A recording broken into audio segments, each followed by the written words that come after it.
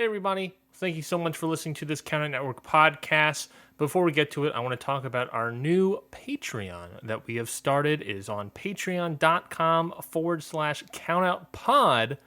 We're very excited about it and very excited for all the things to you. Now, we're a small network here, and so, we're trying our best to raise our profile and do better things and bring more fun and enjoyment to the wrestling community, wrestling fun.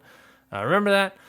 So we're doing our best to get there, but we need your help along the way to help bring us up even more. So that's where the Patreon comes in. It's just a little bit of support that you can throw, some money our way to the podcast that we have. Ring Post Radio, Your Dose of Death, How to Talk to Your Friend About Wrestling, Independent Waters, shows of that nature, Okada shorts. That Patreon is something that we will do. And of course, as a thank you for that support from you, that money is going to go to great people, to good causes, to those people that are doing great stuff for our podcast network.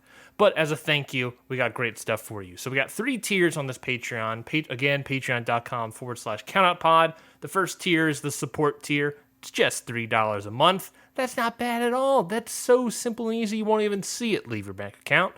And of course, in there, you'll just get a straight up thank you from us, a shout out on all of our podcasts, thanking you for your support. And you'll also be able to join that Content a Month Club. So what that club is every month we will release one piece of audio, one piece of video, whatever it may be, for the support tier, for the $3 tier that is typically behind the $5, maybe even the $10 tier of the Patreon. So you'll be able to get that just for $3. You'll get that content for $3 every single month, and at the end of the month, they'll go back behind the other tiers. But if you want it all the time, you can, of course, get it in the Kayfabe and Shoot tiers. The Kayfabe tier is $5, where you'll get that thank you, and that's where you'll find all of our wrestling-related content, like the new show from Ring Post Radio.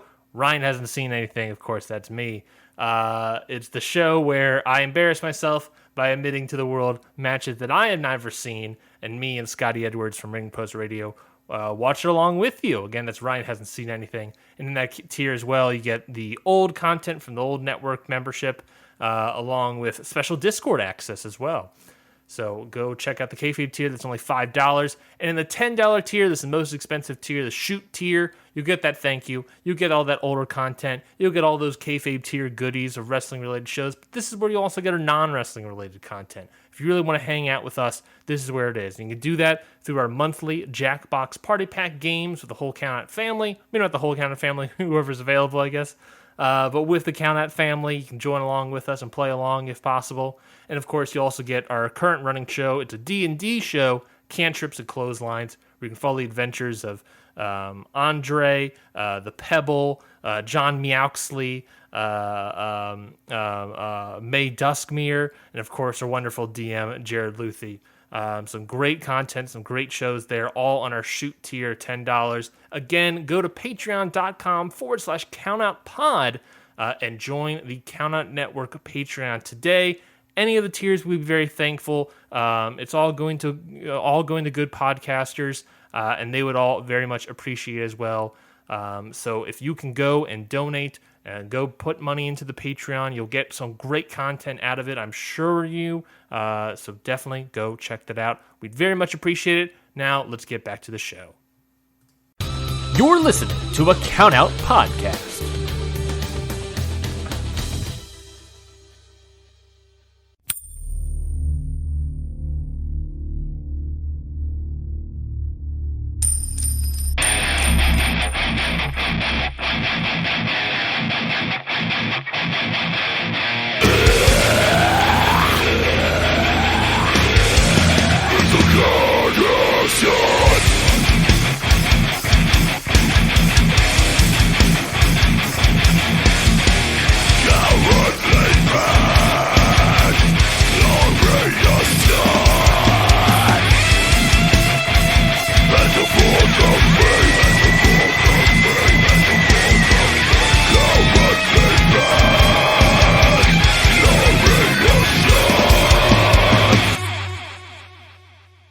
Alright, konnichiwa, and what is up the internet? This is your good friend Curtis Spears, and I'm back with another episode of Okada Shorts. Short. G-Wondering for the G1 Climax 32 tournament.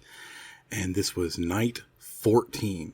We are almost done. It's almost there.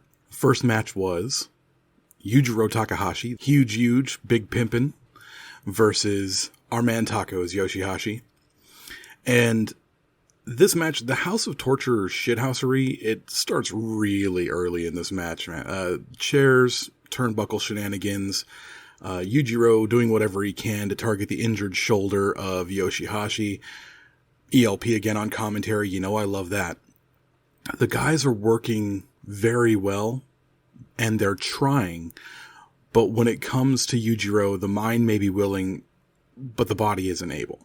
He can't go at this level, the level that people expect from a G1 match. And I know why he's there. I understand that he's there for, to eat a couple of pins and even things out like a Toriano.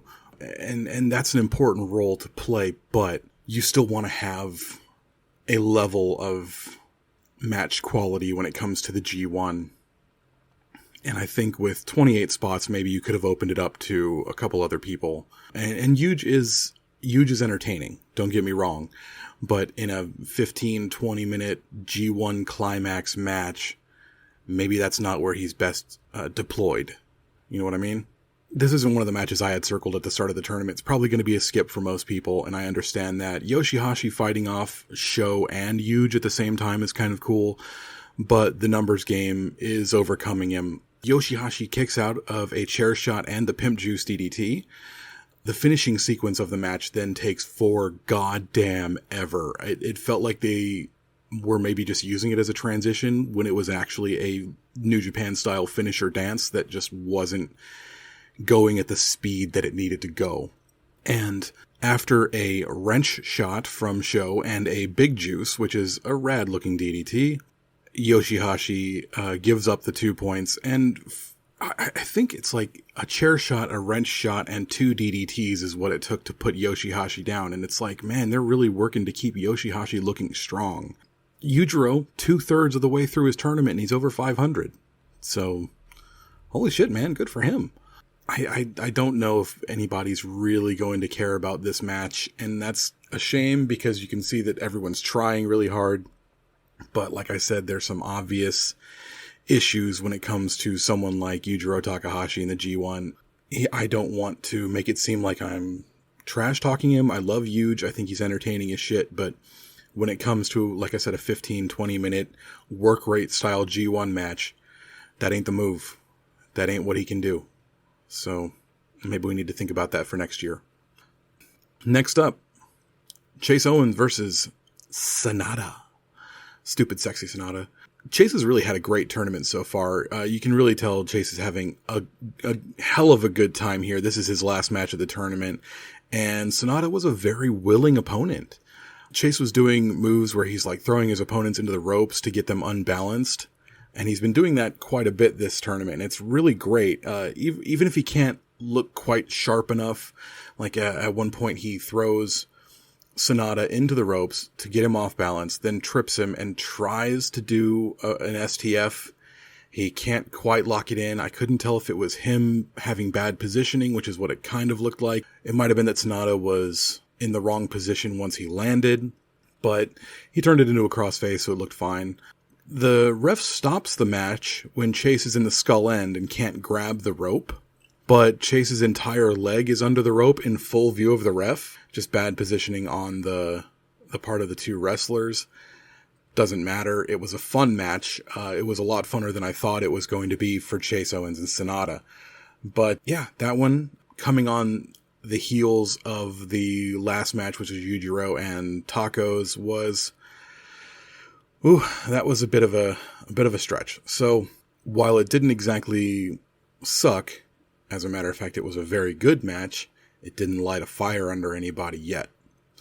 But that's okay, because things keep going with Tonga and Taichi. So the very first thing we noticed during Taichi's entrance is that Taichi brought out the Iron Fingers. And I've written here in my notes, Taichi brought the Iron Fingers. It's on, bitch. Tonga wants nothing to do with the Iron Fingers. He's a good guy now, and Taichi is trying to reawaken the old Tonga. like he's offering like a free shot at his balls. He's like, come on, punch me in the balls, Tama Tonga. You're a bad guy, remember? LOL. And it's like, this isn't 2018, man. Tama's so good as a face. This wouldn't have worked in the early 2010s before he became bad guy Tama Tonga. It was so smart for him to be such a shitheel for so long that now that he's a face, we can really get behind this run. There's a great moment where Tama actually picks up the Iron Fingers and he looks like Gollum with the One Ring, you know, thinking about putting his hand in the glove and using it on Taichi, which had to have been the plan all along. Get Tama Tonga to betray his good guy roots and disqualify himself to give Taichi, 2 points. Easy night, right? Well, that backfires. Tama's able to overcome the allure of the Iron Fingers glove. And the last 5 minutes are some really great wrestling, hard-hitting, big slams. And the 10 minutes of nonsense before it made it even better, which is something I don't normally say. Really good stuff. Tama catches Taichi with a gun stun, and that's all she wrote. Tama no longer has any connection to the Iron Fingers. He is 100% Corazon, 100% Technico, 100% Hantai, 100% face. Tama Tonga. Love it or leave it. That's what he is, and I love it. Next up was another big boy battle. Jonah versus Lance Archer. That was some shit. Oh my god. Starts out as an average big monster match. Lots of forearms and chops. Nothing really special. Then they start with the power moves. There's a big black hole slam on Jonah. A big power bomb on Lance. And they brawl at ringside and Jonah loses again by countout. That's a little bit disappointing. I was kind of hoping to see like a big winner, but it kept both these guys looking strong. It reminds me a lot of when Bruiser Brody used to get counted out instead of getting pinned to keep looking strong. I'm okay with it.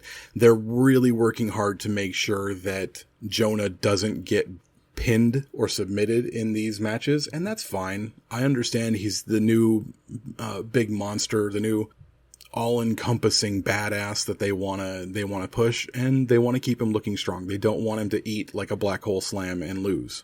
They don't want him to take a blackout and lose. And they want to save the time for him to get hit with a Rainmaker and lose clean for when it can mean something a little bit more, and I completely understand that. The final match of the night, Naito versus Kenta. And these Naito versus Kenta matches have been hit or miss. I liked their New Beginning match in 2020. It was good. It had a slow first 20, but their last G1 match was pretty dire. This is a better start and a really great finish. Naito and Kenta out-dicking each other is always fantastic, and when the dick-headedness goes to meaner and meaner neck stuff moves, it really gets the crowd invested. These might be the two coolest dudes on the roster. I can't get over how fucking cool Kenta is sometimes. He's one of my favorites. I bit on a few of the near falls. As a Naito fan, I'm still once bitten, twice shy about the idea of them actually having Naito win the G1 this year. And I know everyone is predicting it, but we know how much Nuge likes to torture Naito fans. And as of right now, Naito wins and still controls his destino. But we'll see. I wouldn't put it past him having, this is my last chance to win this G1, and he, slips on a banana peel and fucking, loses on the final night. Then maybe find a way into the main event of Wrestle Kingdom, some other way. It's happened before, and it might be happening again. So anyone who's put money on Naito to win the whole damn thing, I understand. Hope for the best. Prepare for the worst. And that's all for me. Once again, I'm your good friend Curtis Spears. We're going to have Night 15 brought to you by your bad friend Rafe Houston. And then look out for a full episode coming this week where we will discuss the best and worst case scenarios of the remaining win scenarios in this G1 Climax tournament. One thing I'll ask you to do is, if you find the naive stupidity of our giving away a free show business model to be oddly charming, you can check out the Countout Patreon. It's a brand new Patreon that just launched with 3 different tiers. You get a $3 a month tier, and it gets you thanked on those shows from all of us. We will all, specifically shout you out and say thank you for helping us out at the Countout Network. There's also the $5 tier, which is the kayfabe tier, and that one will get you all of the Count Out extra wrestling related content. Then you get the $10 tier, which is our shoot tier, where you get non-wrestling related content as well as all the other stuff. Please look into that if you will. My name's Curtis Spears. Again, you can find me on Instagram and Twitter at LDestructo83. My bad friend Rafe Houston, you can find him on Instagram and Twitter at Faces Feels Cast. And finally, if you'd like, you can get a lovely theme song for your YouTube channel, for your podcast, for your Twitch stream.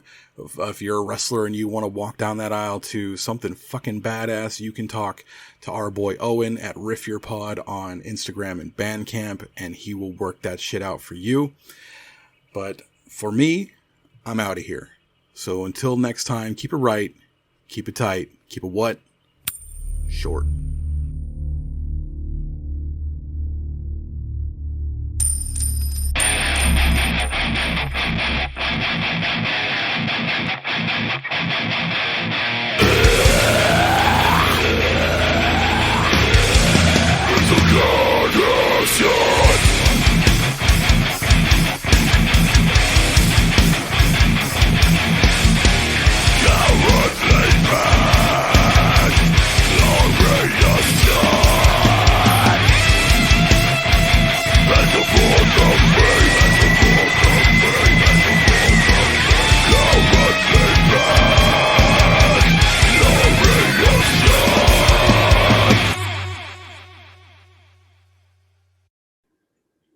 Hey guys, gals, and non-binary pals. It's Amanda Bones And I'm Ashley. of How to Talk to Your Friend About Wrestling, the podcast on the Count Out Wrestling Podcast Network, a weekly show where we talk about all of our favorite things, babes, blood, and brutality. We also talk about other fun things, like is Kenny Omega finally too tan? And how much blood is too much blood? Because that looks like way too much blood. So join us on the adventure of teaching me, Amanda Bones, about wrestling.